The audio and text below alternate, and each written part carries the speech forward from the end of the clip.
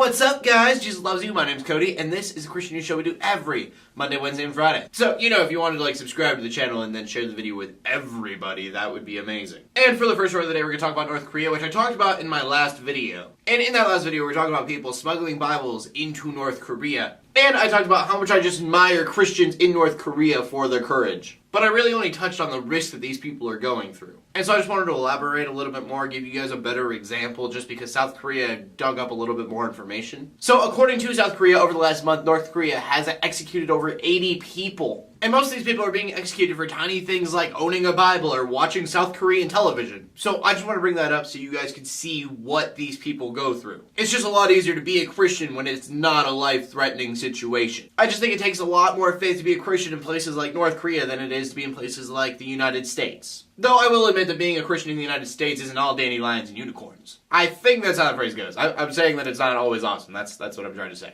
So, there's an abortion clinic in Mississippi. It's the last one left. And way back last January, there was a protest by Christians at the abortion clinic. And according to reports, they weren't protesting with picket signs or anything. They came and they were singing hymns and praying. And it turns out that a security guard at the abortion clinic doesn't really like Christians that much. And so the first thing the security guard, Roy Benjamin, decided to do was turn sprinklers on just to get them all wet. And when this didn't seem to bother the Christians that much, Roy Benjamin decided that he was just going to go out and pepper spray them. And not just a little bit of pepper spray, a lot of pepper spray. And the reason we're talking about this today and not last January is because he has been found guilty on 4 counts of simple assault. He was fined $250 and he has a 30-day jail sentence. Which honestly to me doesn't seem like that much for spraying a group of people with pepper spray, but nothing says that your abortion clinic is humane more than having your security guard go out and pepper spray a bunch of peaceful protesters. And then our final story of the day is about Duck Dynasty, which I've been kind of trying to avoid a little bit, but we're going to talk about it, I guess. But honestly, it's not so much about them as what they are doing that's really cool. They've partnered up with a group you may have heard of called Samaritan's Purse. And Samaritan's Purse does this thing called Operation Christmas Child. And the idea of Operation Christmas Child is that you get a shoebox and you fill it up with stuff,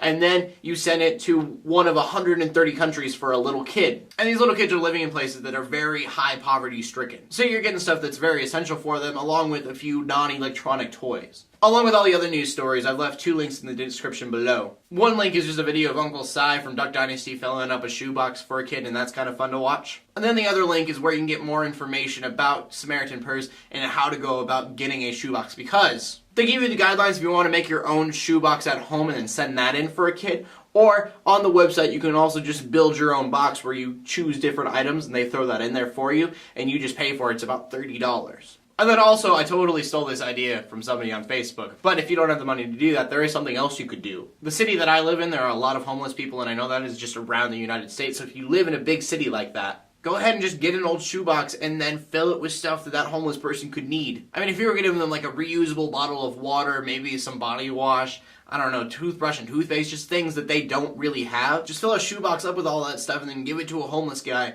and you will probably make his day as well. I just saw it online, I think it's a really awesome idea. I think I'm going to do it once it gets closer to Christmas. It's just a really cool way to help somebody out. And the question of the day today is, if you could change one thing about the world, and you can't just say world peace, because that's a cop-out.